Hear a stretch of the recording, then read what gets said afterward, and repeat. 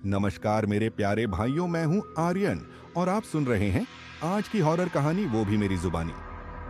आज का horror podcast एक बस ड्राइवर की है जिनका नाम रघु है। तो चलिए अब यह कहानी राहु के नजरिए से सुनते हैं। लेकिन उससे पहले आप लोगों से एक शिकायत है। आप लोग स्टोरी को पूरा सुनते हैं लेकिन लाइक नहीं करते। इस बार आप लोगों से मैंने बहुत उम्मीद लगाई है कि आप लोग अब की बार वीडियो को लाइक भी करेंगे और चैनल को सब्सक्राइब करके अपना सपोर्ट जरूर दिखाएंगे। रात 11:47 शहर की रफ्तार थम चुकी थी। गलियों में झींगुरों की आवाज, कहीं दूर किसी आवारा कुत्ते के भौंकने की गूंज और बिजली के तारों में चलती सर्द हवा की सनसनाहट। बस डिपो के कोने में खड़ी थी, पुरानी, थकी हुई, लेकिन अभी भी अपनी आखिरी ड्यूटी के लिए तैयार। बस नंबर 302।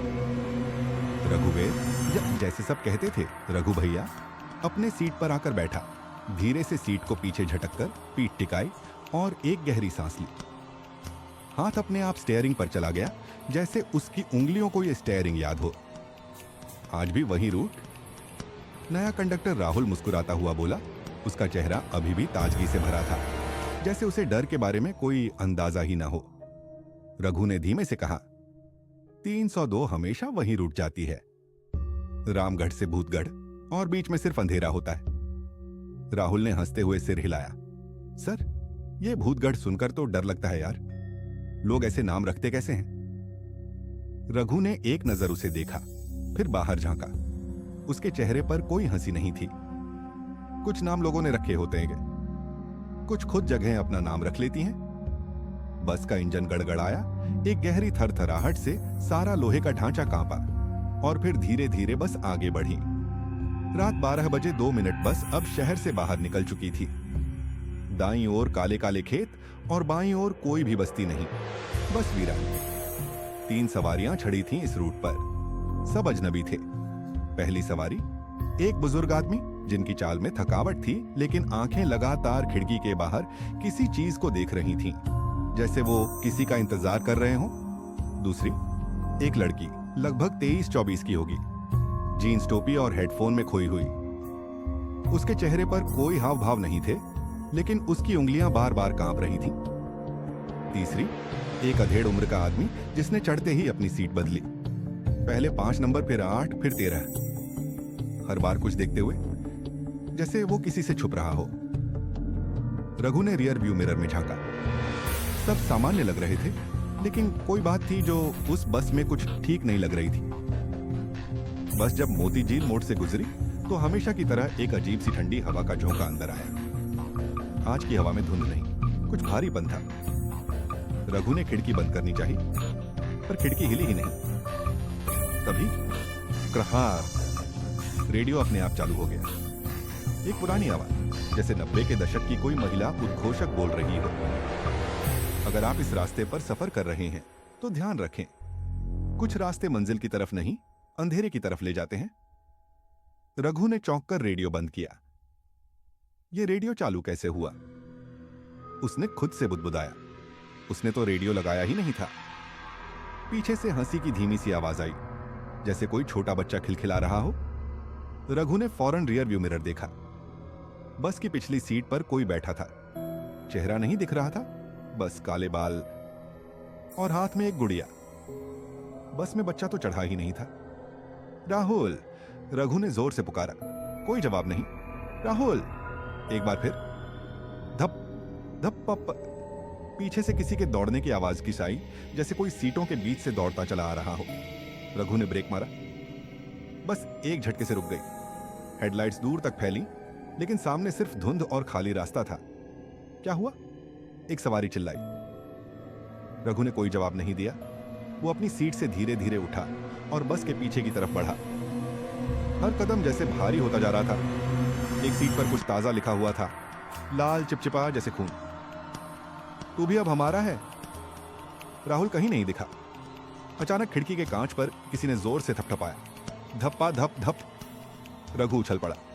खिड़की की ओर देखा, बिल्कुल कोई नहीं था। वो मुड़ा और राहुल ठीक उसके पीछे खड़ा था, चेहरे पर अजीब सी मुस्कान। क्या हुआ सर? उसने पूछा। रघु को थोड़ा झटका लगा। तू कहां था? मैं तो यहीं था, पिछली सीट पर सो रहा था, लेकिन जब आपने नाम लिया तो देखा किसी ने मेरी सीट पर गुड़िया रख दी है। कौन रखेगा भला? राहुल ने एक पुरानी टूटी हुई गुड़िया रघु को दिखाई। उसका चेहरा फटा हुआ था और एक आंख गायब। रघु ने गुड़िया ली। वो हल्की थी, लेकिन उसमें से अजीब सी सड़ी हुई चीज की बदबू आ रही थी। रात 12:39 पर बस फिर से चल पड़ी थी। अब सड़क बदली बदली सी लग रही थी। जीपीएस भी कुछ नहीं दिखा रहा था। सिग्नल लो। एक बोर्ड पास से गुजरा। स्वागत है, आप सियालगढ़ में प्रवेश कर रहे हैं। सियालगढ़। रघु ने आंखें मिचकाईं। वो इस रूट पर 12 साल से ड्राइव कर रहा था, लेकिन सियालगढ़ नाम की कोई जगह उसने कभी नहीं देखी थी। उसने ब्रेक मारा और बस रोक दी। सर, पीछे से बुजुर्ग सवारी की आवाज गलन आई। अब रुकिए मत, अब बहुत देर हो चुकी है। रघु ने चौंक कर उसकी तरफ देखा। क्यों? बुजुर्ग आदमी ने सिर उठाया। उसकी आंखें सफेद थीं, सिर्फ सफेद, बिना पुतलियों के। क्योंकि अब यह रास्ता तुम्हारा नहीं रहा बेटा। रात अब गहरी हो चुकी थी और आसमान पर बादल इस तरह मंडरा रहे थे जैसे कुछ छुपा रहे हों। बस नंबर 302 सियालगढ़ के उस मोड़ पर खड़ी थी, जहां न सिग्नल था, न गूगल मैप कुछ बता रहा था, और न ही उस जगह का कोई जिक्र रघु ने अपने 12 साल के करियर में सुना था। बुजुर्ग आदमी की आंखें अब भी रघु के जहन में घुसी थीं। बिना पुतलियों की सफेद आंखें, जिसमें इंसानियत का नामो निशान नहीं था। तू अब वापस नहीं जा सकता बेटा। वो फिर बड़बड़ाया। रघु ने धीरे से राहुल को देखा। वो भी सहमा हुआ था। उसकी आंखें उस आदमी की तरफ जमी थीं। सर, ये कोई एक्टिंग तो नहीं कर रहा? राहुल फुसफुसाया। रघु ने जवाब नहीं दिया। उसके कानों में बस एक ही आवाज गूंज रही थी। अब यह रास्ता तुम्हारा नहीं रहा। 12:51 रात के समय रघु ने तय किया, चाहे जो हो, बस को इस रास्ते से मोड़कर वापस ले जाना है। उसने गियर बदला, स्टीयरिंग घुमाई और एक्सेलरेटर दबाया, पर बस हिली नहीं। इंजन चालू था, ब्रेक खुले हुए थे, लेकिन बस अपनी जगह से 1 इंच भी नहीं हिली। रघु ने फिर कोशिश की, पूरा एक्सेलरेटर दबाया, इंजन दहाड़ा, लेकिन टायर जैसे जमीन में धंसे हों। राहुल, उतर के देख तो जरा, टायर में कुछ फंसा है क्या? राहुल झिझकते हुए उतरा। उसने टॉर्च ऑन की और नीचे झांका। एक पल, फिर दूसरा। अचानक उसकी चीख फटी। सर, नीचे नीचे कुछ है। रघु कूदकर बाहर आया। जब उसने बस के अगले टायर के नीचे देखा, जमीन से 2 सफेद हाथ बाहर निकले हुए थे, जैसे किसी ने नीचे से टायरों को जकड़ रखा हो। हाथ सड़े हुए, लेकिन जीवित थे। वो हिल रहे थे। राहुल उल्टी करने लगा। रघु ने पास पड़ा पत्थर उठाया और हाथों पर मारने लगा, लेकिन हर बार हाथ और गहरे मिट्टी में समा जाते। तभी बस के अंदर से वो गुड़िया की आवाज फिर सुनाई दी। लुका छुपी खेलोगे? 1:04 रात के समय रघु और राहुल फिर से बस में आ गए। अंदर की रोशनी झपकने लगी थी। अचानक ही लाइट चली गई। पूरा अंदरूनी हिस्सा अंधेरे में डूब गया। लड़की, जो अब तक हेडफोन्स में थी, अब सीट के नीचे बैठकर रो रही थी। मुझे यहां से बाहर निकालो, कोई है यहां? उसने मेरा फोन ले लिया। वो मुझे देख रहा है। रघु उसकी तरफ भागा और जब नीचे झुककर देखा, सीट के नीचे 2 आंखें चमक रही थीं, जैसे कोई अंदर से उसे घूर रहा हो। उसने लड़की को खींचा, लेकिन उसका हाथ बहुत ठंडा हो चुका था, बर्फ जैसा। हम सब मरने वाले हैं, वो चिल्लाई। मैंने उस जगह की तस्वीर ली थी, मैंने देख लिया था उसे। क्या देखा? रघु ने पूछा। लड़की की आंखें पलट गईं। उसके पास चेहरा नहीं था। 1:13 रात के अचानक बस के दरवाजे अपने आप बंद हो गए। धप। लॉक्स खुद ब खुद नीचे खिसक गए। रघु ने दरवाजा खोलने की कोशिश की, पर लॉक जाम हो चुका था। तभी हर खिड़की पर एक एक चेहरा दिखने लगा।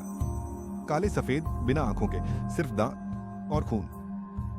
रघु, राहुल की आवाज कांप रही थी। इन सब के चेहरे, ये इंसानी नहीं लगते। रघु ने अब बस की छत की ओर देखा।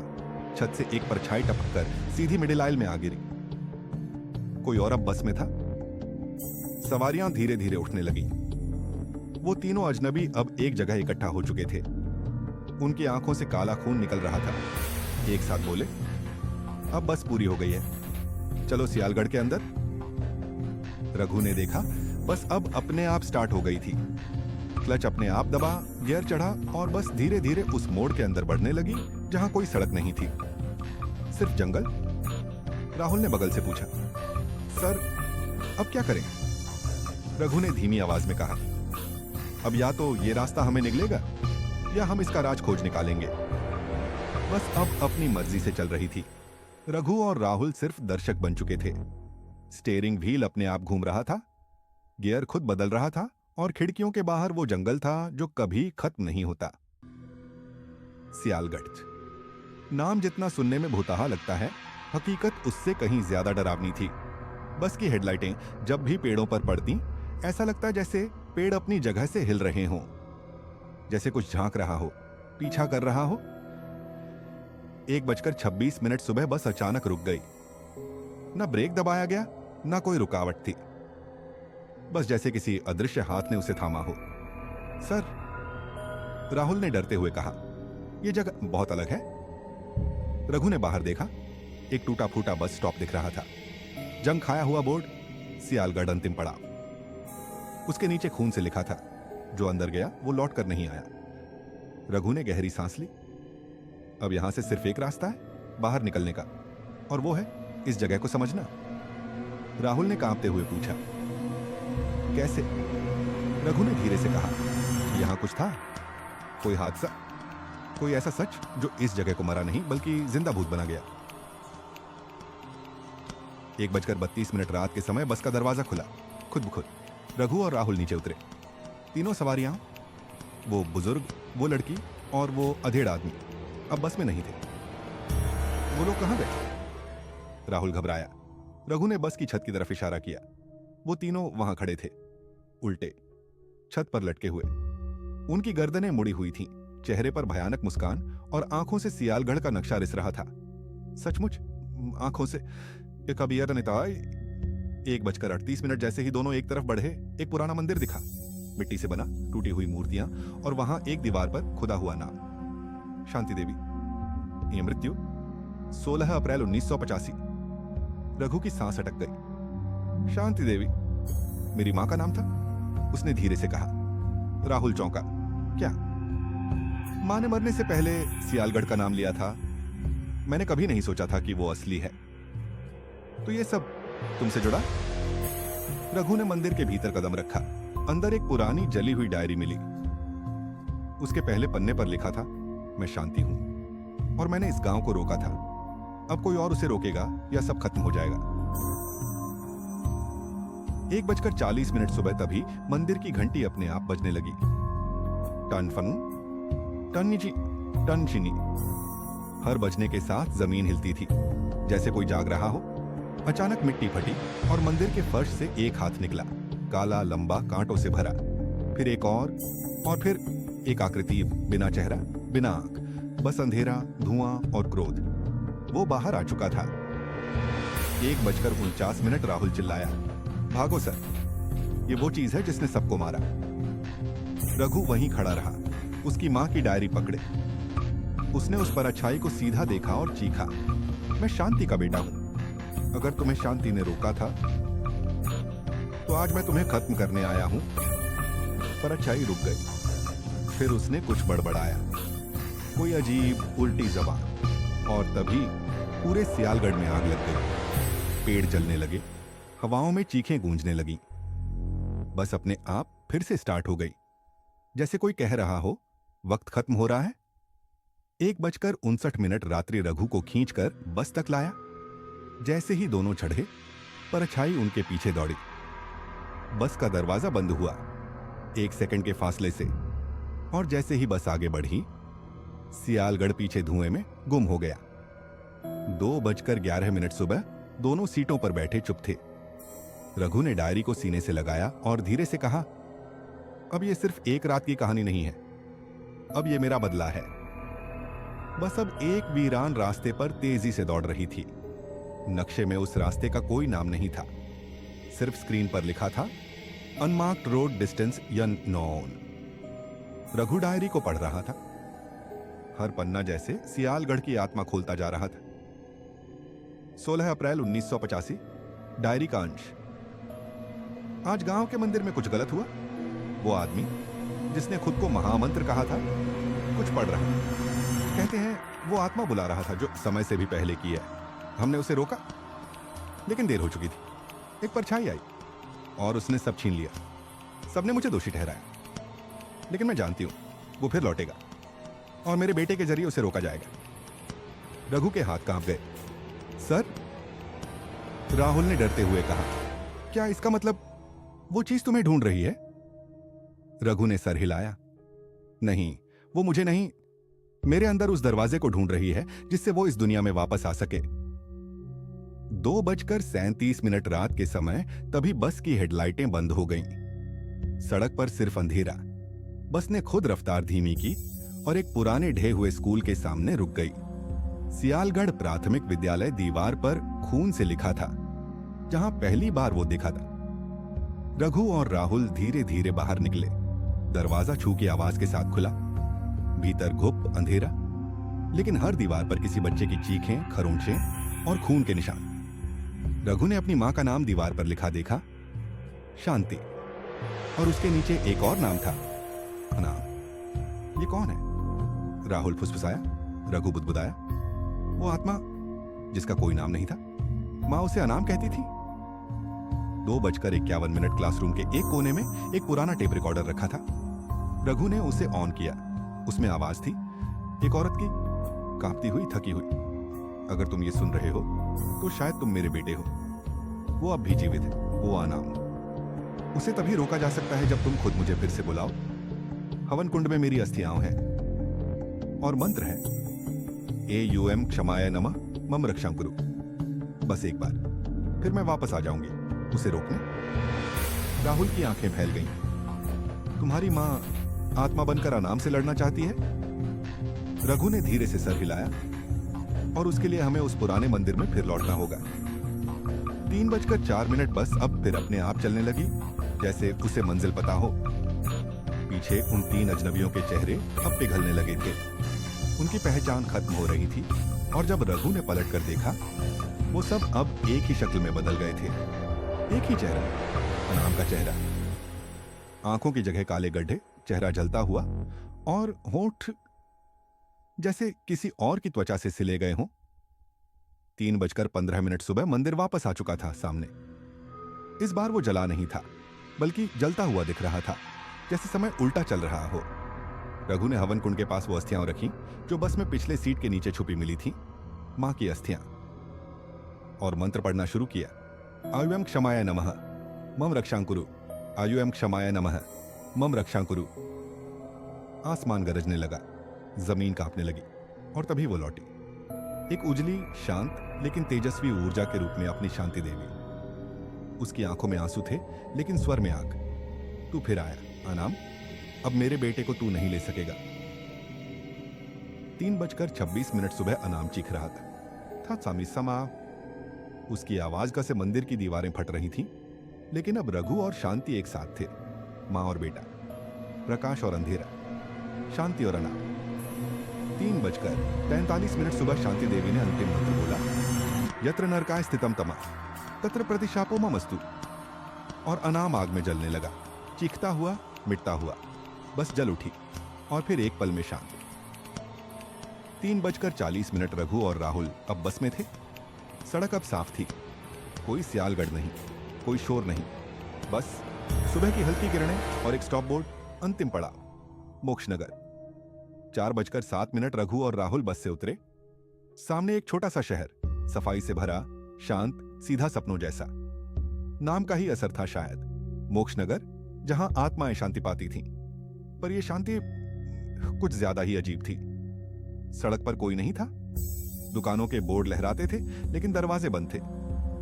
हर खिड़की के पीछे जैसे कोई झांक रहा हो, पर दिख नहीं रहा। राहुल ने धीमे से कहा, सर, ये जगह सियालगढ़ से भी ज्यादा खामोश लग रही है। रघु बस इतना ही बोला। कभी कभी सबसे ज्यादा डर शांति के बाद आता है। 4:22 रघु को एक पुजारी मिला, पूरी तरह सफेद कपड़ों में, माथे पर राख, लेकिन चेहरा ऐसा जैसे सदियों से ना सोया हो।